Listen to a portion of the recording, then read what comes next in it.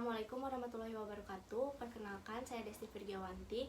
Di sini saya akan melakukan pengukuran CVP. Sebelumnya, untuk pengetahuan awal, CPC merupakan kateter polietilen yang dimasukkan dari vena jugularis sehingga ujungnya berada di dalam atrium kanan.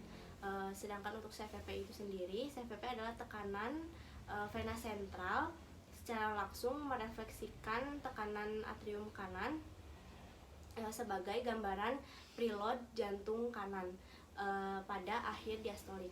Nah, selanjutnya untuk indikasinya itu pada pasien yang mendapatkan cairan dalam jumlah banyak atau dengan tekanan osmolaritas tinggi.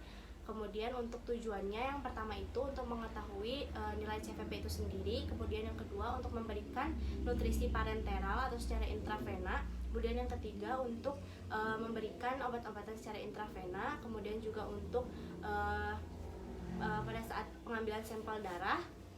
Kemudian juga pada saat pasien dalam kondisi gawat atau kritis, dan juga pada pasien yang akan diberikan cairan dalam jumlah banyak tetapi waktunya singkat. Kemudian yang selanjutnya yaitu prinsipnya untuk CVP itu bersih, sedangkan untuk CPC itu steril. Baik, langsung saja untuk persiapan alatnya. Di sini ada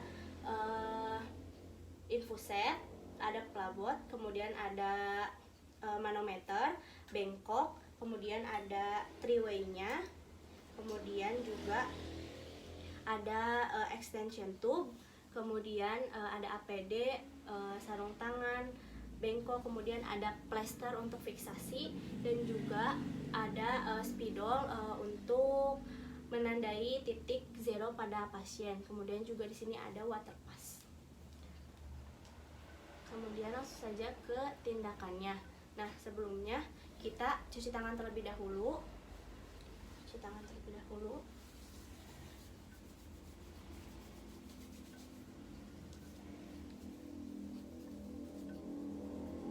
Kemudian menggunakan APD.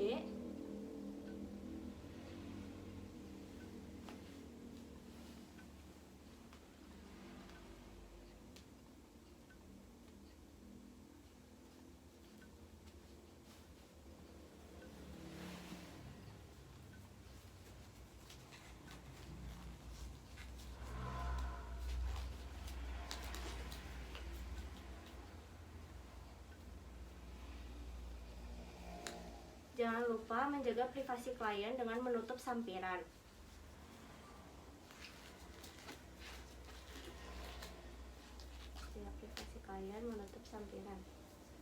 Selanjutnya kita kontrak waktu dulu.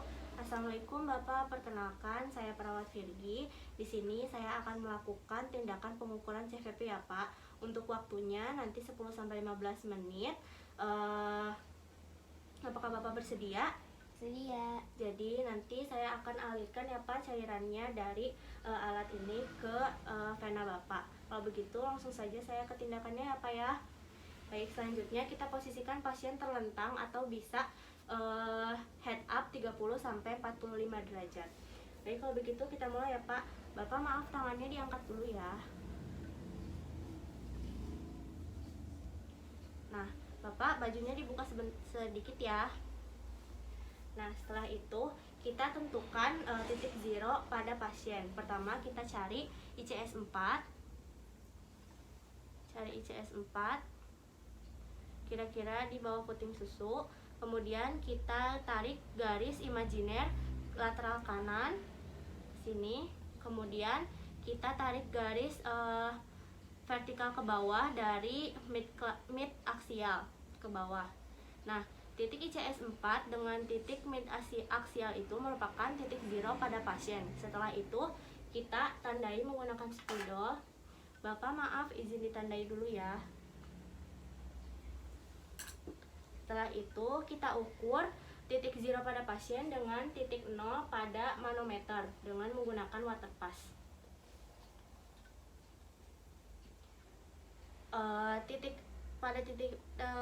Ujung pada pasiennya diam, hanya yang digerak-gerakan yang pada manometer saja. Sudah ketemu. Setelah itu selesai, sistem yang pertama. Nah, sistem yang pertama itu kita akan memeriksa vena pasien apakah masih bagus atau tidak dengan mengalirkan cairan dari plabot ke pasien.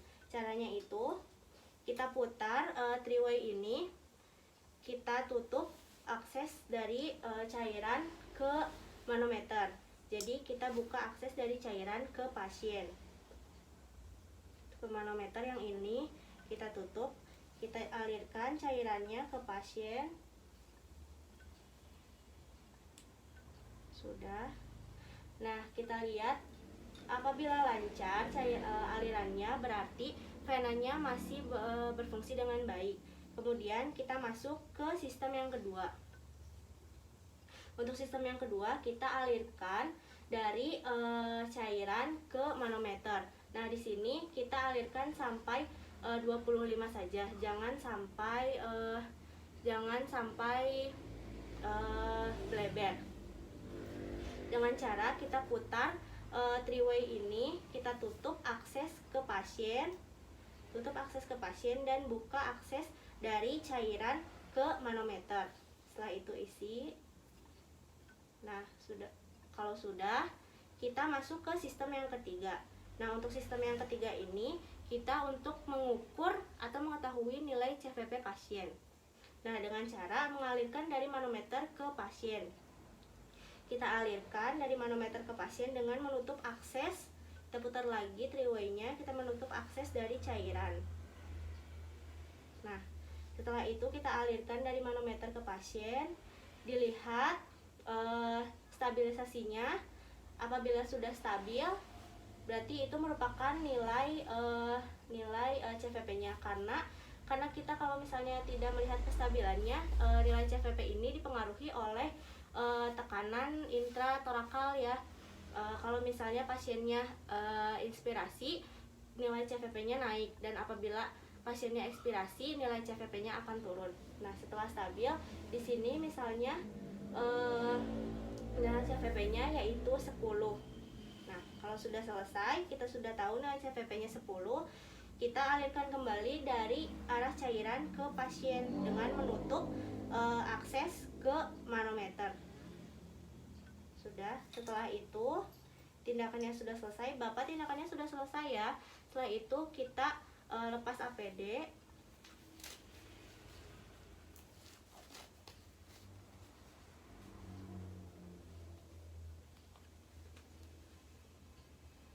Kita cuci tangan kembali.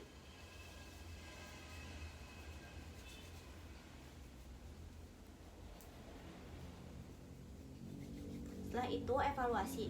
Bapak, tindakannya sudah selesai. Tadi kita sudah dapat nilainya, yaitu nilai CVP-nya 10 ya Pak ya. Nah, nanti 1 jam lagi saya akan kembali lagi untuk mengukur kembali nilai CVP Bapak ya Pak ya. Kalau begitu saya pamit. Terima kasih. Assalamualaikum.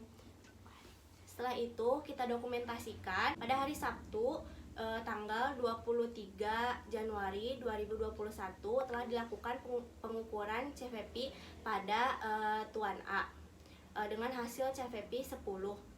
Tanda tangan paraf, nama perawat Desti Firgiawanti. Untuk evaluasinya sendiri, apabila nilai CVP-nya turun, berarti itu terjadi hypovolemik, deep inhalation, dan shock septic. Dan apabila nilai CVP-nya naik, berarti terjadi hypervolemik, forced exhalation, dan menggunakan ventilator, dan juga terjadi embolisme. Sekian video dari saya. Terima kasih. Wassalamualaikum warahmatullahi wabarakatuh.